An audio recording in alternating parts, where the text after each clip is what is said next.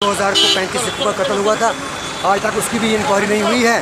तो दूसरा मामला कि कल सुबह हमारी दो बच्चियाँ अपने घर से स्कूल जा रही थी, रमेरपुरा उनका हाई स्कूल है, लेकिन रास्ते में वो जो गाड़ी वाला था ड्राइवर, तो उसने क्या काम किया कि लड़कियों के मुंह पर कुछ छिड़काव जैसा किया और बच्चियों को सीधा रमेरपुरा पीरभल से बेहोशी की हालत में श्रीनगर पहुँचा दिया गया। क्योंकि इस दरिंदे ने इसने अगवा किया था नाज थिएटर है श्रीनगर में, उसके सामने छोड़ दिया था। ये बेहोश की हालत में थी, वहाँ पर से एक 17 लड़की गुजर रही थी, उसने इनको देखा, इन्होंने कड़ा और गिरपान पहनी थी, उसने इनका मुंह पर पानी का छिड़काव किया तो बच्चियों को होश आ गया। थाने पर जाकर हमने FIR दर्ज करवाया, लेकिन उसी वक्त लगभग 24 घंटे हो रहे हैं, तब से इस वक्त तक कोई कार्रवाई नहीं हुई थी। मासूम बच्चों को उठा के ले जाना ये किसी मुसलमान का काम नहीं है, किसी सिख का काम नहीं है, किसी पंडित का काम नहीं है, ये दरिंदे का काम है, ये इंसानियत के दुश्मन का काम है।